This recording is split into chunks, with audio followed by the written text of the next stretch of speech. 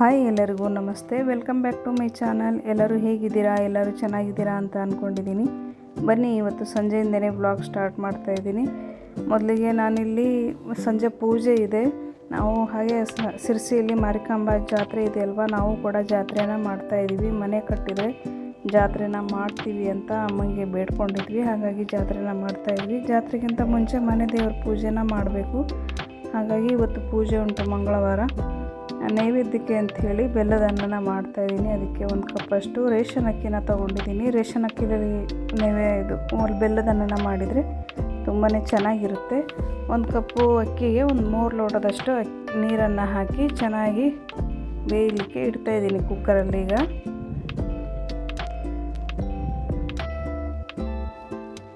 ಸ್ವಲ್ಪ ಮೆತ್ತಗೆ ಬೇಯಬೇಕಲ್ವ, ಹಾಗಾಗಿ 3 ಲೋಟದಷ್ಟು ನೀರನ್ನು ಹಾಕ್ತಾಯಿದ್ದೀನಿ. ಹಾಕಿ ಮುಚ್ಚಳನ ಮುಚ್ಚಿ ಒಂದು 3-4 ಸೀಟಿನ ಒಡಿಸ್ಕೊಳ್ಬೇಕು. ಸ್ವಲ್ಪ ಮೆತ್ತಗಾಗಬೇಕಲ್ವ ಅನ್ನ, ಹಾಗಾಗಿ ಒಂದೆರಡು ಜಾಸ್ತಿನೇ ಸೀಟಿನ ಒಡಿಸ್ಕೊಳ್ಬೇಕು. ಇದಾದ ನಂತರ ಧೂಪನ ಹಾಕಬೇಕಲ್ವ, ಅದಕ್ಕೆ ಬೆಂಕಿ ಬೇಕು ಹೇಳಿ ಅಮ್ಮ ಸ್ವಲ್ಪ ಕಟ್ಟಿಗೆ ಹಾಗೆ ತೆಂಗಿನಕಾಯಿ ಚಿಪ್ಪೆಲ್ಲ ಇತ್ತಲ್ವ, ಅದನ್ನು ತಗೊಂಡು ಸ್ವಲ್ಪ ಬೆಂಕಿನ ಮಾಡ್ತಾಯಿದ್ರು. ಹಾಗೆ ಈ ಕಡೆ ಪೂಜೆಗೆಲ್ಲ ಸಾಮಾನು ಏನೇನು ಬೇಕು ಅದನ್ನು ರೆಡಿ ಮಾಡ್ಕೊಳ್ತಾ ಇದ್ವಿ. ನಾವು ಇದೇ ಮೊದಲನೇ ಸಲ ಮನೇಲಿ ಪೂಜೆ ಮಾಡ್ತಾ ಇರೋದು ಹೊಸದಾಗಿ. ಅಲ್ಲಿ ಊರಲ್ಲಿ ಅತ್ತೆ ಮಾವ ಊರಲ್ಲಿ ಪೂಜೆನ ಮಾಡ್ತಾಯಿದ್ವಿ, ಗಾಳಿಯಮ್ಮ ಮತ್ತು ಅಜ್ಜಿದು. ಮೊದಲನೇ ಸಲ ಪೂಜೆ ಮಾಡ್ತಾ ಇರೋದ್ರಿಂದ ಏನೂ ಗೊತ್ತಿರಲಿಲ್ಲ. ಹಾಗಾಗಿ ಅಮ್ಮ ಮತ್ತು ಅತ್ತೆ ಹೇಳ್ತಾಯಿದ್ರು. ಅದೇ ಥರ ನಾನಿಲ್ಲಿ ಒಂದೊಂದೇ ಸಾಮಾನನ್ನು ಜೋಡಿಸ್ಕೊಳ್ತಾ ಇದ್ದೆ. ದೀಪಕ್ಕೆ ಹಾಗೆ ಅಡಿಕೆ ಎಲೆ, ಸ್ವಲ್ಪ ಅಕ್ಕಿ, ತೆಂಗಿನಕಾಯಿ, ಬಾಳೆಹಣ್ಣು ಎಲ್ಲ ನೀಟಾಗಿ ಜೋಡಿಸ್ಕೊಳ್ತಾ ಇದ್ದೆ. ಹಾಗೆ ಫ್ರೆಂಡ್ಸ್, ನೀವೇನಾದರೂ ನಮ್ಮ ಚಾನಲ್ನ ಸಬ್ಸ್ಕ್ರೈಬ್ ಮಾಡದೆ ಹಾಗೆ ನೋಡ್ತಾ ಇದ್ದರೆ ಪ್ಲೀಸ್ ಸಬ್ಸ್ಕ್ರೈಬ್ ಮಾಡಿ, ಲೈಕ್ ಮಾಡಿ, ಶೇರ್ ಮಾಡಿ, ಹಾಗೆ ಕಮೆಂಟ್ ಕೂಡ ಮಾಡಿ.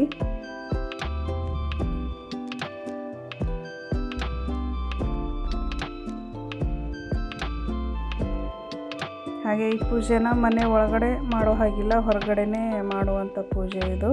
ಹಾಗಾಗಿ ಎಲ್ಲ ಸಾಮಾನನ್ನ ಒಂದು ಕಡೆಯಿಂದ ಜೋಡಿಸ್ಕೊಳ್ತಾ ಇದ್ದೀವಿ. ಅಷ್ಟರಲ್ಲಿ ಅನ್ನ ಕೂಡ ಬೆಂದಿತ್ತು. ಬೆಂದಾದ ನಂತರ ಅದಕ್ಕೆ ಜೋನಿ ಬೆಲ್ಲ ಇರುತ್ತಲ್ವ, ಅದನ್ನು ಹಾಕಿ ಬೆಲ್ಲದ ಅನ್ನನ ಮಾಡ್ತಾಯಿದ್ದೀನಿ. 2 ಸ್ಪೂನಷ್ಟು ಜೋನಿ ಬೆಲ್ಲನ ಹಾಕ್ತಾಯಿದ್ದೀನಿ.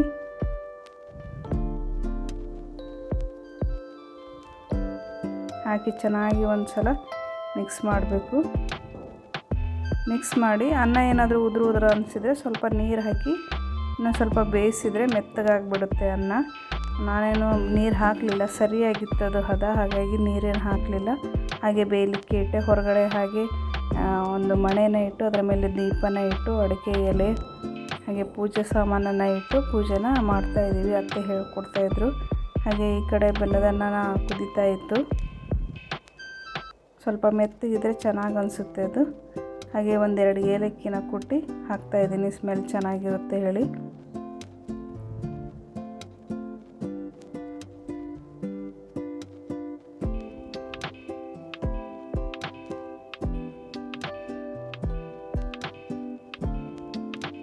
ಹಾಗೆ ಈಗ ಬೆಲ್ಲದನ್ನ ಕೂಡ ರೆಡಿ ಆಯ್ತಲ್ವ, ಅದನ್ನು ಪ್ಲೇಟಿಗೆ ಹಾಕ್ಕೊಳ್ತಾ ಇದ್ದೀನಿ ನೈವೇದ್ಯಕ್ಕೆ ಅಂಥೇಳಿ.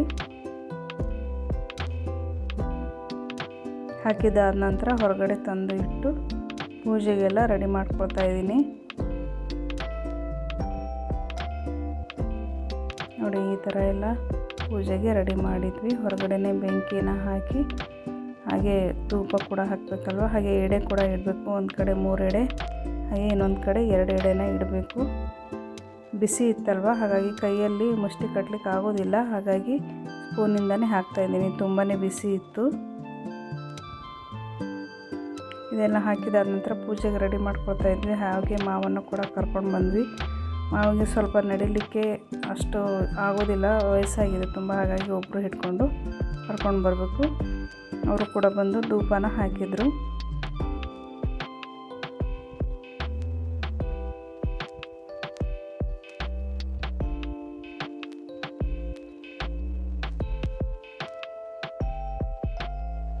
ಎಲ್ಲರೂ ಧೂಪನ ಹಾಕಿ ಪೂಜೆನ ಮಾಡಿದ್ವಿ.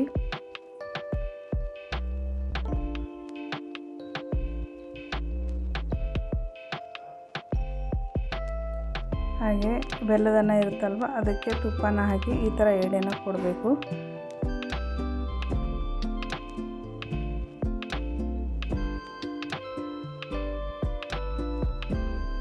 ಈ ಥರ ಎಡೆ ಎಲ್ಲ ಕೊಟ್ಟಾದ ನಂತರ ಮತ್ತು ನೀರನ್ನು ಪ್ರೋಕ್ಷಣೆ ಮಾಡ್ತಾಯಿದ್ದಾರೆ. 3 ಸಲ ಮಾಡಿ ಹೇಳಿ, ಅವ್ರಿಗೆ ಗೊತ್ತಾಗಲಿಲ್ಲ, ಹಾಗಾಗಿ 3 ಸಲ ಮಾಡಿ ಹೇಳಿ ಹೇಳ್ಕೊಡ್ತಾ ಇದ್ದೆ.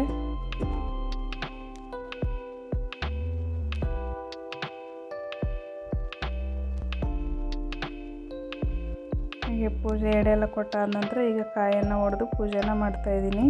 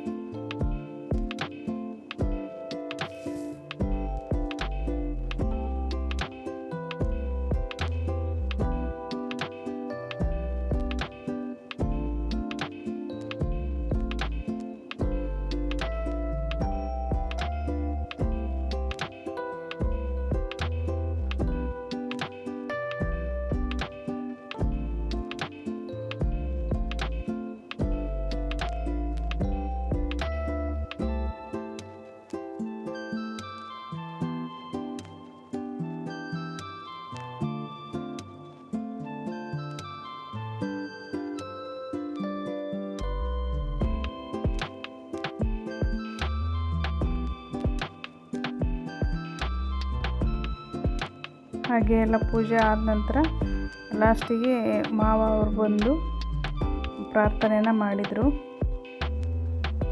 ಪ್ರಾರ್ಥನೆ ಮಾಡಿದಾದ ನಂತರ ಎಲ್ಲರೂ ಬಂದು ಪೂಜೆನ ಮಾಡಿದರು. ಪೂಜೆ ಆದ ನಂತರ ಎಲ್ಲರಿಗೂ ಪ್ರಸಾದನ ಕೊಟ್ಟಾದ ನಂತರ ಊಟ ಟೈಮ್ ಆಗಿತ್ತು, ಹಾಗಾಗಿ ಎಲ್ಲರೂ ಸೇರಿ ಕೂತ್ಕೊಂಡು ಊಟನ ಮಾಡಿದ್ವಿ. ಬೆಲ್ಲದ ಅನ್ನಕ್ಕೆ ಸ್ವಲ್ಪ ಕಾಯಿನ ಕಟ್ ಮಾಡಿ ಹಾಕಬೇಕು, ತುಂಬಾ ಚೆನ್ನಾಗಿ ಟೇಸ್ಟ್ ಬರುತ್ತೆ. ಪೂಜೆ ಆದ ನಂತರ ಒಡೆದಿದ್ದ ಕಾಯಿ ಇತ್ತಲ್ವ, ಅದನ್ನೇ ಕಟ್ ಮಾಡಿ ಹಾಕಿದೆ. ಹಾಕಿ ಆದ ನಂತರ ಎಲ್ಲರೂ ಸೇರಿ ಊಟನ ಮಾಡಿದ್ವಿ. ಮಾತಾಡ್ಕೊತ ಊಟನ ಮಾಡ್ತಾಯಿದ್ದೀವಿ. ಹೀಗಿತ್ತು ಫ್ರೆಂಡ್ಸ್ ಇವತ್ತಿನ ವಿಡಿಯೋ. ಸಿಗೋಣ ಮತ್ತೊಂದು ಹೊಸ ವಿಡಿಯೋದೊಂದಿಗೆ. Thank you.